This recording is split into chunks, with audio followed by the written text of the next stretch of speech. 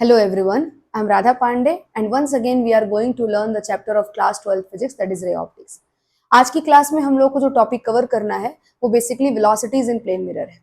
आज हम लोग क्लास में ये समझने की कोशिश करेंगे कि अगर आप किसी प्लेन मिरर को कुछ वेलोसिटी दे देते हो, साथ में ऑब्जेक्ट को भी कुछ वेलोसिटी दे देते हो, तो वहां पर जो बनने वाला इमेज है उस प्लेन मिरर से, उसकी वेलोसिटीज पर क्या इफेक्ट पड़ेगा, उसके मोशंस पर क्या इफेक्ट पड़ेगा, ऑब्जेक्ट के रिस्पेक्ट में या मिरर के रिस्पेक्ट में किस तरह से मोशन करेगा, इस चीज को हम लोग यहाँ पर जानेंगे। सही है, तो बात शुरू करें, आ जाओ। तो पहले मैं हेडिंग लगा लेती हूँ। क्या लिख लिया जाए? Relation between velocity of object and image with respect to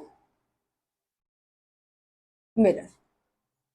ठीक है, चल इस टॉपिक को समझाने से पहले इस बात को समझो, इमेज के बारे में तो बात करेंगे लेकिन पहले ऑब्जेक्ट का जो मोशन है वो मिरर के रिस्पेक्ट में किस तरीके का है वो देखो। अगर ऑब्जेक्ट का मोशन मिरर के रिस्पेक्ट में बात कर रहे हैं मतलब डेफिनेटली रिलेटिव मोशन के बारे में बात कर रहे हैं। मतलब भाई किसी से रिलेट करके मोशन के बारे में बात की जा रही है। तो जो ऑब्जेक्ट का मोशन है वो मिरर के रिस्पेक्ट में दो तरीके से हो सकता है। एक तो आपका ऑब्जेक्ट हॉरिजॉन्टल मोशन कर सकता है और दूसरा आपका ऑब्जेक्ट जो है वो वर्टिकल मोशन कर सकता है। मिरर के रिस्पेक्ट में अगर ऑब्जेक्ट हॉरिजॉन्टल मोशन करता है मतलब मिरर के रिस्पेक्ट में वो परपेंडिकुलर मोशन है एक तरीके से, और अगर उसके वर्टिकल मोशन की बात करें तो कहीं ना कहीं पैरेलल मोशन हो जाएगा। तो इस बात को पहले समझाती हूँ फोटो बना करके, फिर बात करते हैं एक एक करके दोनों मोशंस के बारे में, है ना। तो जरा देखना पहले, अगर मैं बोलूं कि relative motion of object with respect to mirror कितने तरह का हो सकता है? दो तरह का। पहला हॉरिजॉन्टल मोशन और दूसरा हो सकता है वर्टिकल मोशन।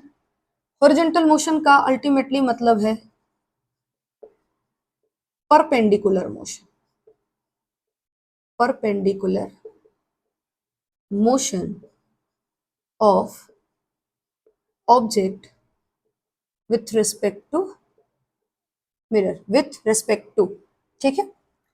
और इसका मतलब है parallel motion of object with respect to mirror, ठीक है। अब समझो किस तरह से हॉरिजॉन्टल मोशन हो सकता है। देखना, ये आपका मिरर है, ठीक है, और ये मिरर के सामने आपकी पड़ी हुई ऑब्जेक्ट, ठीक है। और ये ऑब्जेक्ट जो है कुछ डी डिस्टेंस पर है और ये डी डिस्टेंस पीछे ही आपका इमेज भी पड़ा हुआ है, ठीक है।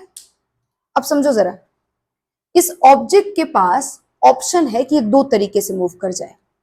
एक तो ये इस तरह से मूव कर सकता है, आगे या पीछे, है ना, मतलब मिरर से परपेंडिकुलर मोशन है ये।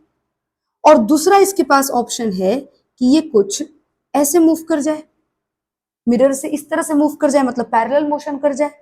तो मैं इस वाले को पैरेलल मोशन कहती हूं और इस वाले को परपेंडिकुलर मोशन कहती हूं। ये v परपेंडिकुलर होगा और ये v पैरेलल होगा ऑब्जेक्ट का, सही है। ये परपेंडिकुलर मोशन जब करेगा ऑब्जेक्ट तब उसकी वेलोसिटी होगी, और जब ये ऑब्जेक्ट पैरेलल मोशन करेगा तब उस समय की वेलोसिटी होगी, सही है। और मिरर भी यहाँ पर आपको कहीं इस तरफ भी मूव कर सकता है, उस तरफ भी मूव कर सकता है, ऊपर नीचे भी मूव कर सकता है, डिपेंड करता है क्या सिचुएशन है, क्या केस है। और इस तरह के ये जो दो डिफरेंट तरह के आपको मोशंस दिख रहे हैं, इसके बेसिस पर ही इमेज का जो मोशन है, इमेज की जो वेलोसिटी है वो डिसाइड की जाएगी, सही है। तो बेसिकली एक एक करके दोनों को हम लोग को सीखना है। तो सबसे पहले परपेंडिकुलर मोशन की बात करेंगे, तो आइए शुरू करते हैं परपेंडिकुलर मोशन को। Perpendicular motion of object with respect to mirror. ठीक है, इमेज के मोशन को समझने के लिए हम लोग को ऑब्जेक्ट के मोशन को क्लियर करना पड़ेगा। अगर ऑब्जेक्ट का मोशन क्लियर हो गया तो इमेज का मोशन भी तुरंत समझ में आ जाएगा। बात शुरू करें, आओ सबसे पहले तो डायग्राम ही बनाएंगे। अभी जस्ट बनाया था उसी डायग्राम को वापस बना रहे हैं। ठीक है, ये रहा आपका मिरर। ठीक है, और मिरर से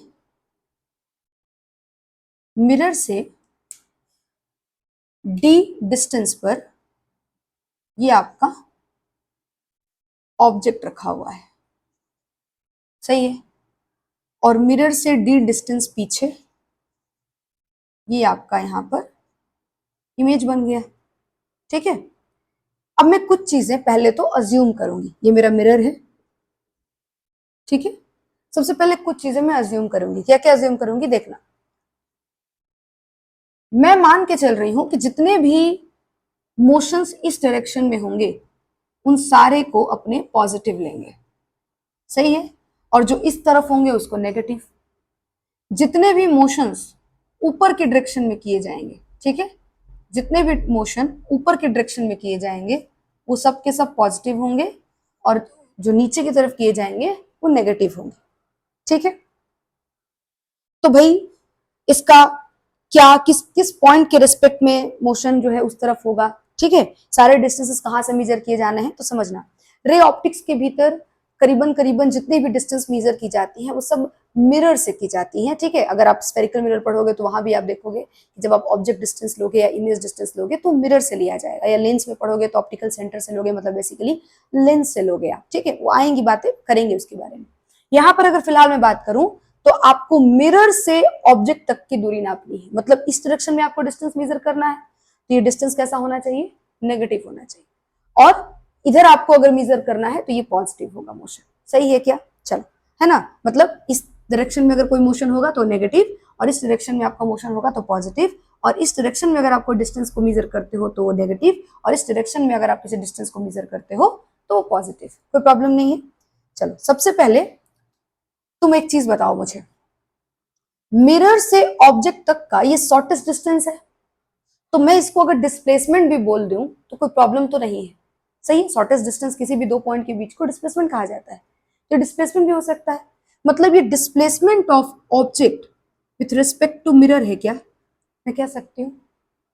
और ये displacement of image with respect to mirror है क्या, ये भी मैं कह सकती हूँ। तो मैं अगर यहाँ पर ये लिख लूं, बताना जरा, कि minus times of distance of object, distance नहीं sorry, displacement of object with respect to mirror is equal to the displacement of image with respect to mirror. कुछ इस तरह का इक्वेशन अगर मैं लिखूं तो गलत नहीं होगा, है ना। बेसिकली ये जो चीज है, ये क्या है, डिस्प्लेसमेंट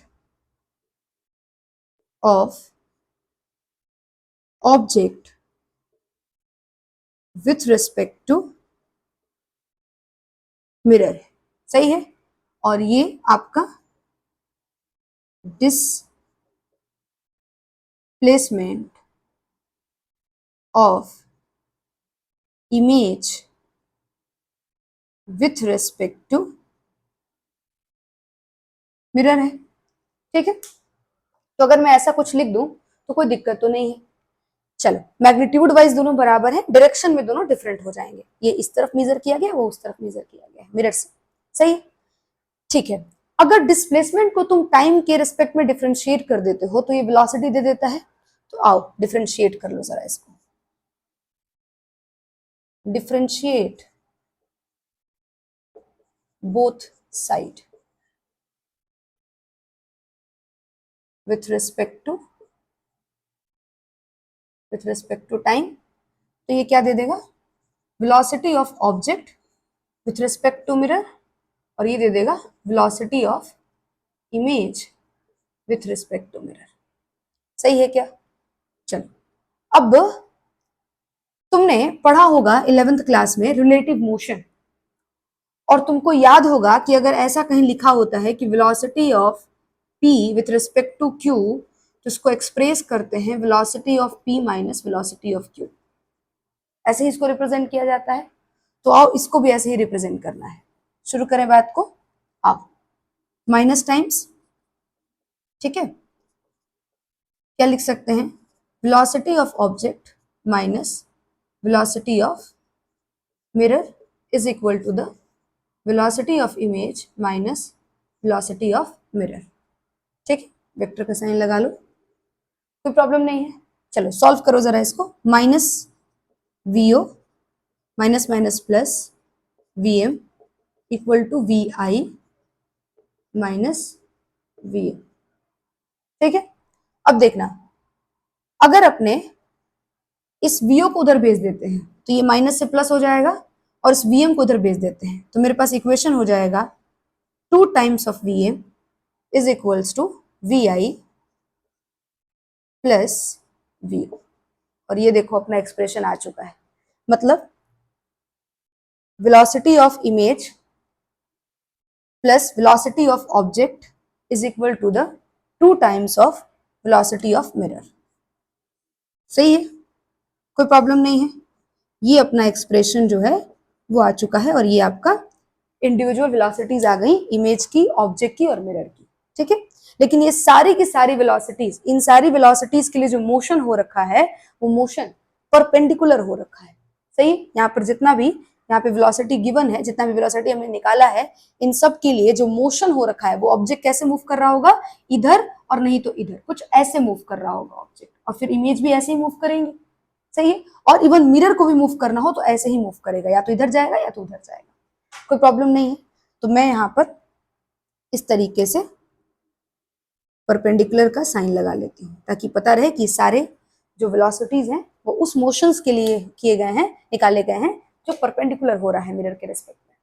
कोई प्रॉब्लम नहीं है। मिरर के रेस्पेक्ट में क्या, मिरर भी परपेंडिकुलर मोशन ही कर रहा है ऑब्जेक्ट के रेस्पेक्ट में, और ऑब्जेक्ट मिरर के रेस्पेक्ट में। सही है, ओके। चलो, तो ये अपना पूरा का पूरा एक फॉर्मूला आ गया जो हमने परपेंडिकुलर मोशन के लिए कर लिया है। ठीक है, अब पैरेलल की बात कर लेते हैं। आओ देखो, पैरेलल के लिए ज्यादा कुछ नहीं करना है, मुझे थोड़ी सी चीज बतानी है। फोटो यही रहेगा, बस ये वाला पार्ट मिटा देती हूँ, देखना, और यहाँ पर पैरेलल लिख लेते हैं।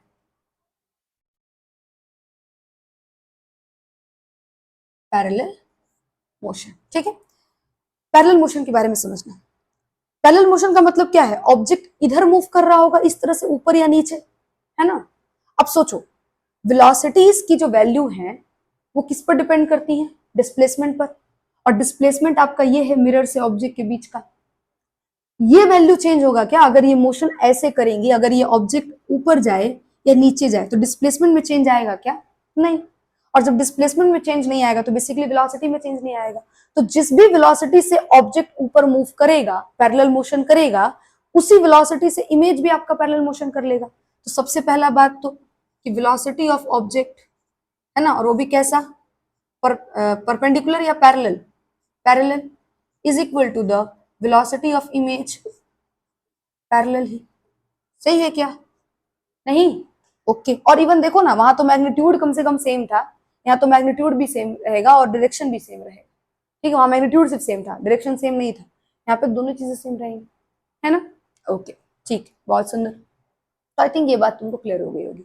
एक और बात, अगर यहाँ पर मिरर भी मूव करना शुरू कर दे ऊपर या नीचे किसी भी डायरेक्शन में, तो उससे इस इनकी वेलोसिटीज पर कोई इफेक्ट नहीं पड़ना है। तो अपने लिख सकते हैं कि there is no any effect on velocity of object and velocity of image, velocity of image due to parallel motion of mirror, due to parallel motion of mirror। ठीक है, ये आपके कॉन्सेप्ट हो गए। क्लियर है क्या? ओके, चलो अब इस कॉन्सेप्ट हो गया खत्म, यही कॉन्सेप्ट था, ठीक है। मतलब हम लोग को समझ में आ गया कि ऑब्जेक्ट का अगर परपेंडिकुलर मोशन हो तो इमेज का जो वेलोसिटी है वो क्या होगा, तो आपने अभी जस्ट निकाला कि vo plus vi is equals to 2 times of vm, ठीक है। मतलब जो vi है उसको आप 2 times of vm minus vo कर सकते हैं, बेसिकली वही वैल्यू हुआ। और इसमें आपने देखा कि अगर पैरेलल मोशन हो तो मिरर के पैरेलल मोशन से इमेज के वेलोसिटी को कोई इफेक्ट ही नहीं होता है, और ऑब्जेक्ट जिस भी वेलोसिटी से पैरेलल मोशन करेगा उसी वेलोसिटी से इमेज भी पैरेलल मोशन कर लेगा, ठीक है। ये चीजें हमने समझ ली। अब यहाँ पर जो मजा आएगा क्वेश्चन करने में आएगा, ठीक है। एक्चुअली आपको समझ में आया कि आपने क्वेश्चन में इसको आप कितना अप्लाई कर पा रहे हो, तो आओ क्वेश्चन के अंदर अप्लाई करके देखते हैं। सबसे पहला क्वेश्चन जो हम लोग आज का करेंगे वो देखो, समझना। जो सबसे पहला सवाल होगा वो देखो, फर्स्ट क्वेश्चन। मेरे पास एक पॉइंट P है जो कि ऑब्जेक्ट की तरह बिहेव कर रहा है, और ये वर्टिकल डायरेक्शन से 45 डिग्री पर 10√2 सेंटीमीटर पर सेकेंड वेलोसिटी ये अपनी रखता है, ठीक है। वर्टिकल डायरेक्शन से 45 डिग्री पर 10√2 सेंटीमीटर पर सेकेंड वेलोसिटी से मूव कर रहा है, ठीक है। इसके सामने एक मिरर रखा हुआ है, इसके सामने एक प्लेन मिरर पड़ा हुआ है, और वो प्लेन मिरर भी वर्टिकल डायरेक्शन से बेसिकली 37 डिग्री से एंगल्ड है, और 10 सेंटीमीटर पर सेकेंड से मूव कर रहा है मिरर भी, ठीक है। वर्टिकल से आपको 37 डिग्री राइट साइड में आपको 10 सेंटीमीटर पर सेकेंड से मिरर भी मूव कर रहा है। कोई दिक्कत है? तो ये आपके पास क्वेश्चन पड़ा हुआ है, और सवाल में पूछ रहे हैं आपसे, सवाल में पूछ रहे हैं कि find the velocity of image, ठीक है। इमेज की वेलोसिटी निकालना चाहते हैं लोग, यही करना है अपने को, किया जाए। आओ, इस तरह के क्वेश्चन जब भी आपको मिल जाए और आपको इमेज की वेलोसिटी निकालनी हो, तो सबसे बेस्ट तरीका है कि दोनों ऑब्जेक्ट और मिरर, ठीक है, जो जो आपको यहाँ पर मोशन में है, उन दोनों का जो मोशन है, परपेंडिकुलर मोशन है और जो पैरेलल मोशन है, उसको सेपरेट कर लो पहले, वो फाइंड कर लो, सेपरेट करके पहले उसको फाइंड कर लो, ठीक है। मतलब परपेंडिकुलर डायरेक्शन में कितनी वेलोसिटी रहेगी और पैरेलल डायरेक्शन में कितनी वेलोसिटी से मोशन करेगा, वो ये पहले पता कर लो आप। तो करें, सेपरेट करके काम करना है। आ जाओ, देखना जरा, सबसे पहले ऑब्जेक्ट की बात करते हैं। तो देखना जरा, ये मेरा पॉइंट P ऑब्जेक्ट था, और वर्टिकल डायरेक्शन से ये कुछ 45 डिग्री पर एंगल था, ठीक है, और वो भी 10√2 से, मतलब वेलोसिटी ऑफ ऑब्जेक्ट जो है vo लिख देती हूँ मैं, 10√2 है सेंटीमीटर पर सेकेंड, सही है। अब यार मुझे तो लगता है कि इसका हम लोगों को कॉम्पोनेंट कर लेना चाहिए, सही बात है, तुम्हें भी ये लगता है? आओ, जो लगता है वो कर लिया जाए। देखना, जो एंगल के साथ लगा हुआ है कंपोनेंट, अपने उसको क्या कह सकते हैं, वेलोसिटी ऑफ ऑब्जेक्ट, मतलब vo cos थीटा, और इसको कह सकते हैं vo sin थीटा। कोई दिक्कत क्या? चल, vo cos थीटा और vo sin थीटा का वैल्यू निकालना पड़ेगा, और निकालते हैं। थीटा की वैल्यू 45 डिग्री रखनी है, तो 10√2 और cos 45 है यहाँ पर, है ना, इसको थीटा लिख करके 45 लिख देती हूँ, ठीक है। ऐसे बार बार मल्टीपल स्टेप्स हो जाएंगे, एक ही बार में कर देते हैं, cos 45 और ये sin 45। चलो बताओ, 10√2 है ना, और ये 1/√2 sorry, this is 10 centimetre per second, और ये हो जाएगा, ये भी वही होगा, 10√2 into 1/√2, this is also 10 centimetre per second. कोई दिक्कत नहीं है? ओके, तो मेरे पास ऑब्जेक्ट का वेलोसिटी परपेंडिकुलर डायरेक्शन में भी आ चुका है और पैरेलल डायरेक्शन में भी आ चुका है। अब मिरर की बात कर लेते हैं, आओ मिरर की बात करते हैं। बताना जरा, ये आपका मिरर है, और ये वर्टिकल डायरेक्शन से 37 डिग्री से, है ना, 10 सेंटीमीटर पर सेकेंड से मूव कर रहा है। तो अब इसके भी कंपोनेंट करने होंगे, तो अगर कंपोनेंट करेंगे तो कंपोनेंट कुछ इधर और कुछ इधर हो जाएगा, और यहाँ पर भी लिख लो इसको कि ये वेलोसिटी ऑफ मिरर है ना, that is 10 centimetre per second. तो कितना हो जाएगा ये हो जाएगा आपका Vm साइन 37 डिग्री और ये होगा Vm cos 37 डिग्री। ठीक है, कैलकुलेट कर लेते हैं। Vm का वैल्यू 10, साइन 37 3/5 होता है। ठीक है, यहाँ लिख दूं क्या, पता होगा सबको, साइन 37 डिग्री 3/5 कॉस 37 डिग्री 4/5। ठीक है, चलो तो साइन 37 डिग्री 3/5 सॉल्व कर लो, 2 टाइम से कट जाएगा 6 सेंटीमीटर पर सेकेंड, कोई दिक्कत नहीं है। और यहाँ बताना जरा कितना होगा, 10 और कॉस 37 होता है 4/5, कट गया 2 टाइम से 8 सेंटीमीटर पर सेकेंड। सही है, चल बहुत बढ़िया। अब देखना यहां पर मिरर का सॉरी ऑब्जेक्ट का और मिरर का दोनों का परपेंडिकुलर और पैरेलल जो वेलोसिटी है वो तुम्हारे सामने आ चुका है। ठीक है, इसको मिटा देती हूँ यहाँ पे, ये आ चुका है। अब सबसे पहला चीज जो तुमको मालूम है, तुमने पहले से कि मतलब रिजल्ट डिराइव करके रखा और बहुत स्ट्रेट फॉरवर्ड रिजल्ट है कि जो वेलोसिटी ऑफ इमेज होगा, ठीक है, पैरेलल मोशन का, ठीक है, वो कैसा होगा भाई, तो सेम टू सेम ऑब्जेक्ट वाला वैल्यू हो जाएगा। और ऑब्जेक्ट का पैरेलल मोशन देखो ऐसा कुछ है, इस तरीके से है 10 सेंटीमीटर पर सेकेंड, तो इसका भी वैल्यू हो जाएगा 10 सेंटीमीटर पर सेकेंड। और अब मैं डायरेक्शन भी लिखने वाली हूँ, देखना ये नीचे की तरफ मोशन कर रहा है तो ये नेगेटिव मोशन है इसका। ठीक है, इसका जो वेलोसिटी होगा वो नेगेटिव होगा, तो मैं डायरेक्शन लिख लेती हूँ -j कैप, कोई दिक्कत नहीं है। ठीक है, अब आओ इसके परपेंडिकुलर मोशन पर चलते हैं। तो परपेंडिकुलर मोशन का हमने फॉर्मूला बनाया था कि 2Vm is equals to VO plus VI। अब तुम्हारा देखो जरा ध्यान से, जो ऑब्जेक्ट का वेलोसिटी, ये ऑब्जेक्ट है, इस ऑब्जेक्ट का जो वेलोसिटी है परपेंडिकुलर वेलोसिटी वो ये रहा। ठीक है, और वो भी इस डायरेक्शन में है, मतलब पॉजिटिव है। और जो तुम्हारा मिरर है उसका जो परपेंडिकुलर वेलोसिटी है वो कुछ ये रहा और वो भी इस डायरेक्शन में है। तो यूज करते हैं 2Vm के जगह पे 6 इक्वल टू और +6 है क्योंकि वो भी पॉजिटिव डायरेक्शन में ही है। VO का वैल्यू कितना हो जाएगा 10 प्लस VI, है ना। तो VI इज इक्वल्स टू कितना हो जाएगा 12 minus 10 that is 2 centimetre per second. ठीक है, सही है, वैल्यू आ चुका है। तो मतलब अगर इसकी वैल्यू को मैं लिखूं और ये कौन सा VI है, ये कौन सा आपका जो वेलोसिटी है इमेज का, ये कैसा वेलोसिटी है, परपेंडिकुलर वेलोसिटी है, स्टार्टिंग में ही बोल दिया था। तो परपेंडिकुलर वेलोसिटी है और देखो इसको डायरेक्शन के साथ लिख देती हूँ मैं यहाँ पर, VI perpendicular is equals to 2 centimetre per second. कौन सा डायरेक्शन में हो रहा है, सारा देखो वैल्यूज पॉजिटिव आया हुआ है ना, मतलब इसी डायरेक्शन में हो रहा है, तो अपने लिख सकते हैं ये डायरेक्शन जो है आई कैप। ठीक है, दोनों को घेर लो ताकि नजर आए कहाँ कहाँ पे है। ये रहा, एक यहाँ पर है और एक यहाँ पर है। इमेज का एक वेलोसिटी जो कि पैरेलल होगा और इमेज का दूसरा वेलोसिटी जो कि परपेंडिकुलर होगा। ठीक है, दोनों आ चुकी है। अब इस क्वेश्चन का ऑप्शन नहीं लिखा है, यहाँ ऑप्शन लिख देती हूँ, सवाल का ऑप्शन भी था, देखना जरा। इसका ऑप्शन दिया हुआ था क्वेश्चन के अंदर 2I cap minus 10J cap centimetre per second.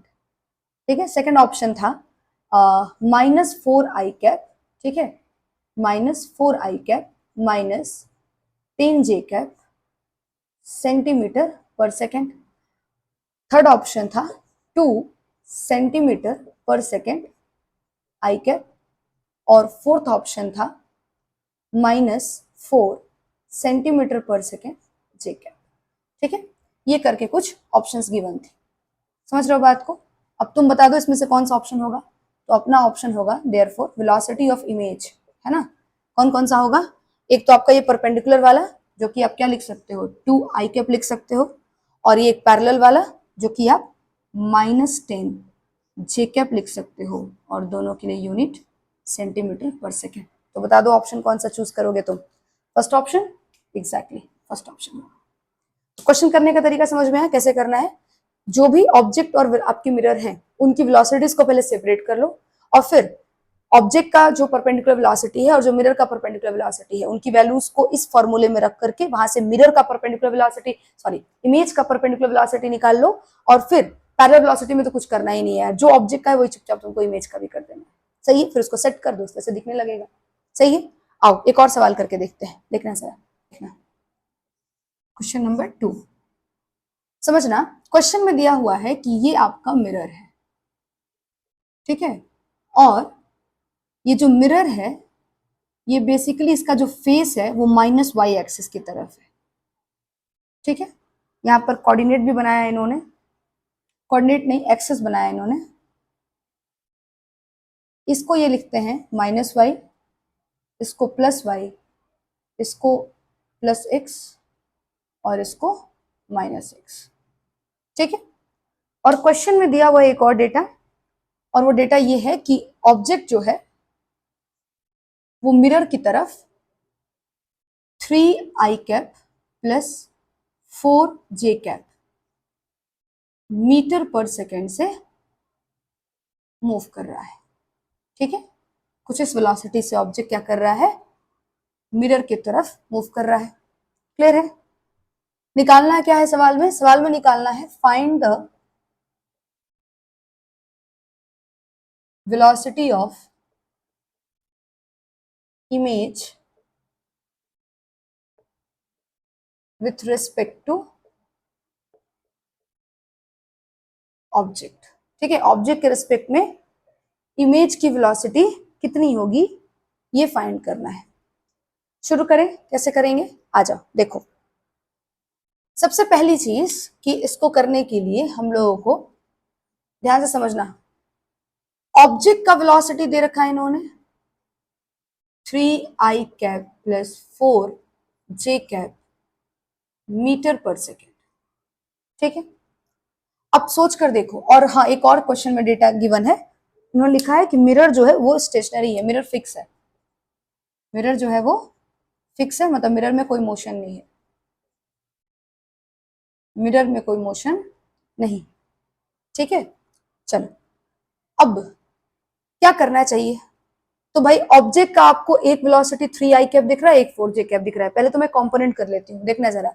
3i cap x axis तो ये डायरेक्शन होगा 3i cap metre per second, और 4j कैप मतलब ये डायरेक्शन होगा 4j cap metre per second. दिखाई दे रहा है क्या, थोड़ा बड़ा कर देती हूँ, रुक जाओ। 4j कैप, ठीक है, मीटर पर सेकेंड, ठीक है। 3i cap metre per second, metre per second, सही है।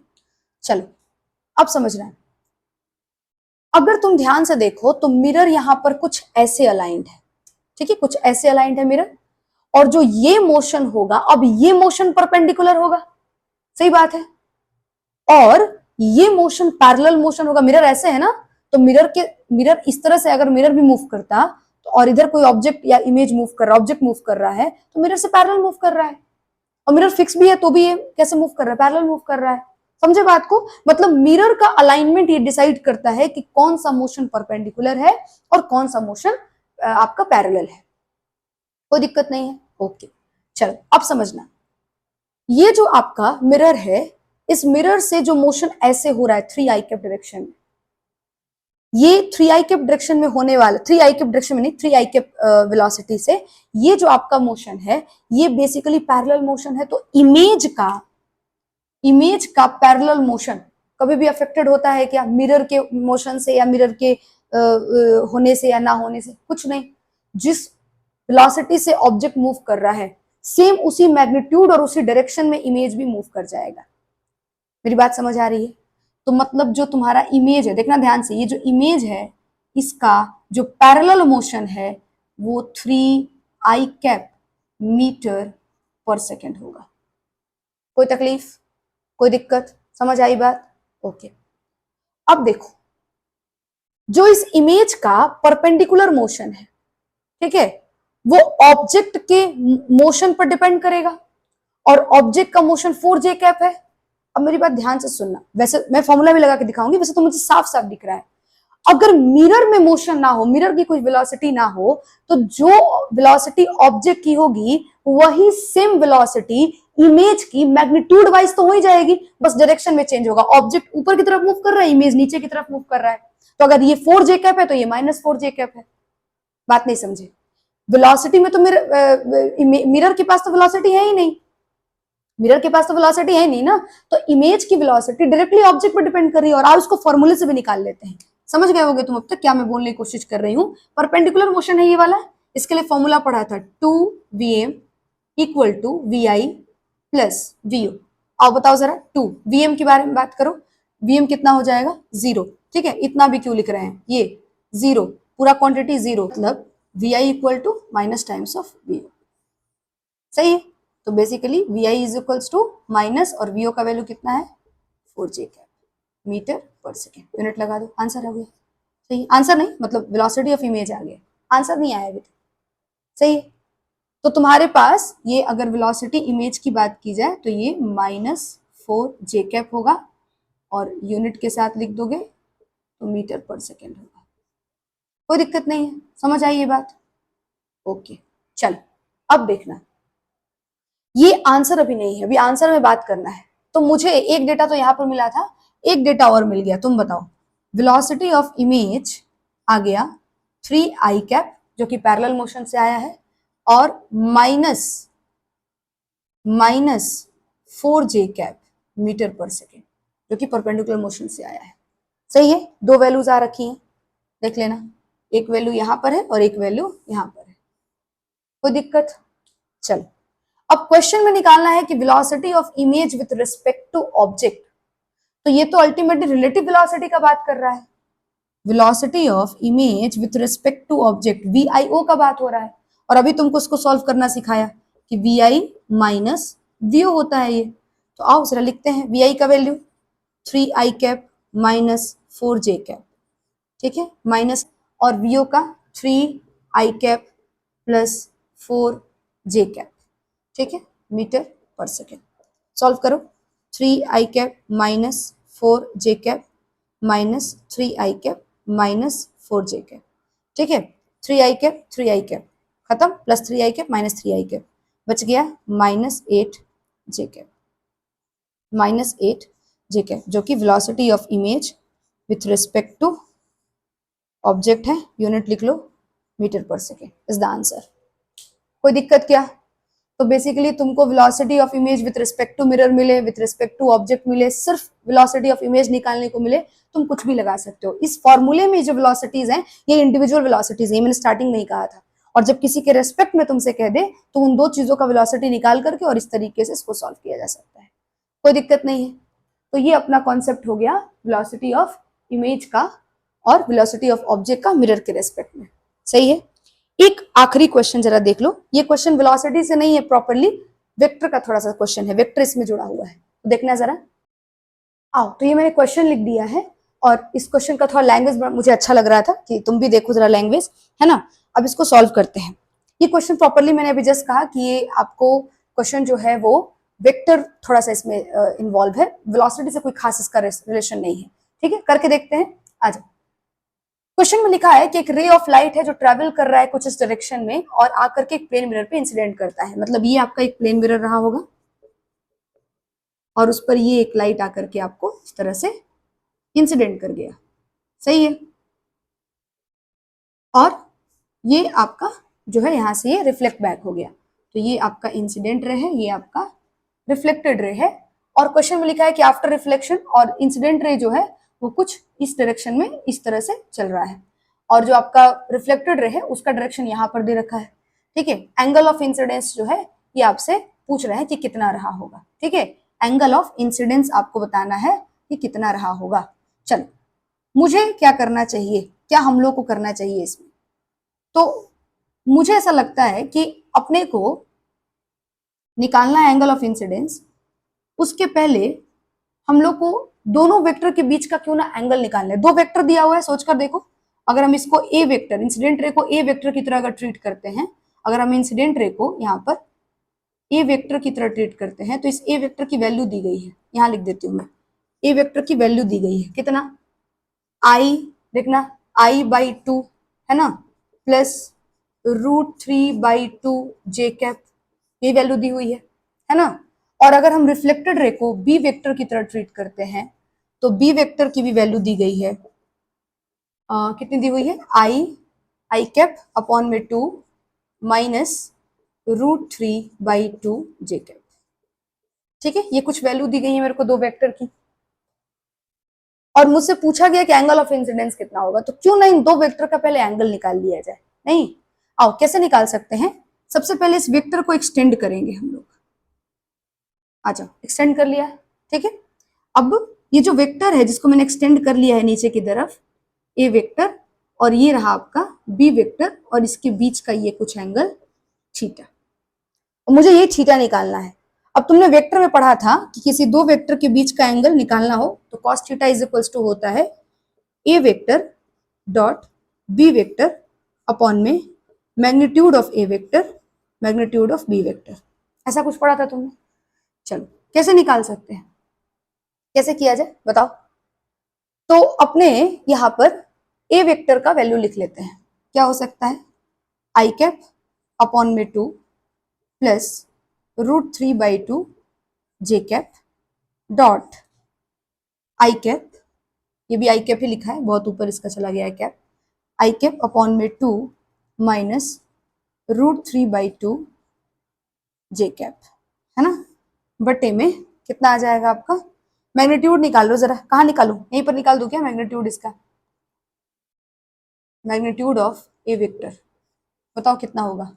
1/2 का स्क्वायर प्लस √3/2 का square, that is 1/4 plus 3/4 root के अंदर, है ना, और ये वैल्यू हो जाएगा 1 बेसिकली। ठीक है, अगर बी के लिए निकालोगे तो यहाँ पर सिर्फ माइनस हो जाएगा, और ये माइनस जो है सॉल्व करने के बाद माइनस माइनस प्लस हो जाता है ना स्क्वायर करने से, तो ये जो आपका सॉल्व होके 1 ही आएगा ये भी। ठीक है, तो इसको ये जो वैल्यू होगा, ये मैग्नीट्यूड ऑफ बी वेक्टर, वो भी 1 ही होगा, निकाल के देख लोगे। ठीक है, चलो तो यहाँ पर लिख लो 1 × 1, कोई दिक्कत नहीं। आओ बताओ सॉल्व करके कितना बनेगा। आई कैप अपॉन में 2 और आई कैप अपॉन में 2 डॉट प्रोडक्ट निकालना है, सेम डायरेक्शन है दोनों का। बताया था पिछली ही क्लास में कि आई कैप डॉट आई कैप 1 देता है, cos 0 होता है उनके बीच का एंगल, ठीक है, और cos 0 का वैल्यू 1 होता है। तो यहाँ पर और कहा था कि साथ में आने वाला क्वांटिटी स्केलर है, उसका डायरेक्शन नहीं होगा, तो यहाँ से कोई आई कैप जे कैप नहीं आने वाला। तो आई कैप अपॉन में 2 आई कैप अपॉन में 2 सॉल्व करोगे तो ये हो जाएगा 1/4। ठीक है, चलो इसको और इसको सॉल्व करोगे तो 0 हो जाएगा, क्योंकि आई कैप जे कैप है, cos 90 है, तो इसका जो है प्रोडक्ट वो 0 हो जाएगा। फिर √3/2 जे, और यहाँ पे आई कैप अपॉन में 2, ये भी खत्म हो जाएगा, 0 हो जाएगा। जे कैप आई कैप 90 डिग्री वन साइड, यहाँ पे भी एंगल होगा वंस अगेन, √3/2 जे कैप और √3/2 जे कैप। ठीक है, तो इसको मल्टीप्लाई करोगे तो √3 आपका जो होगा वो हो जाएगा, और ये प्लस माइनस माइनस √3 आपका जो होगा वो 3 हो जाएगा, और 2 2 4, जे कैप हट चुका है।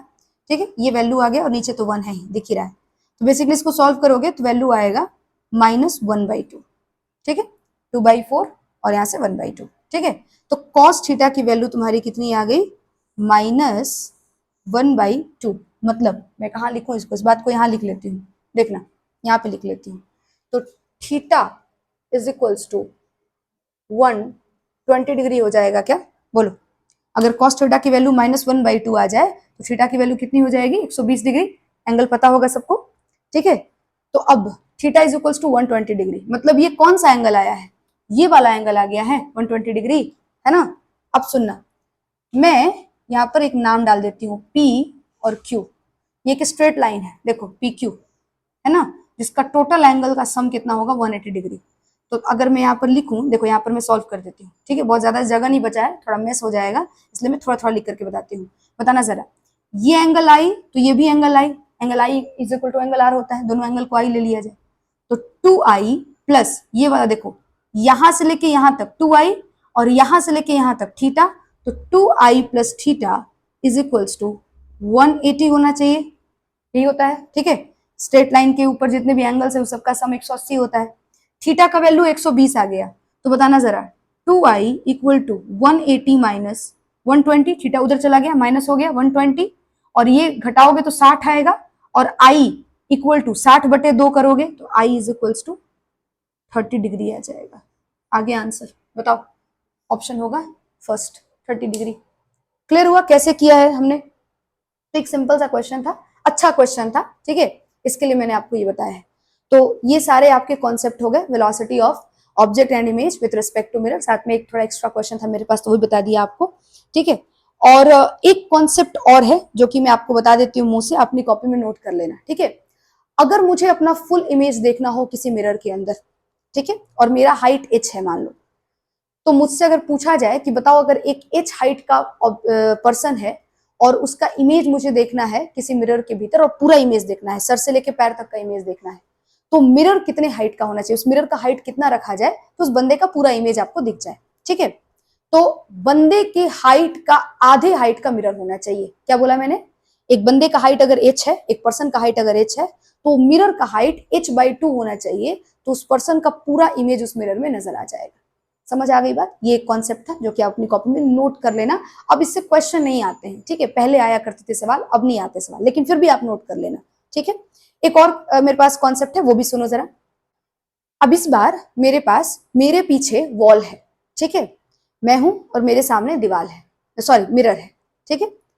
अब इस वॉल का हाइट h है, ठीक है, मैं इसके आगे खड़ी हूं, मैं देखना चाहती हूँ मिरर के अंदर इस पूरे दीवार को, और दीवार को भी इसके सर से लेके पैर तक, मतलब टॉप टू बॉटम तक मुझे इस वॉल को देखना है मिरर के भीतर।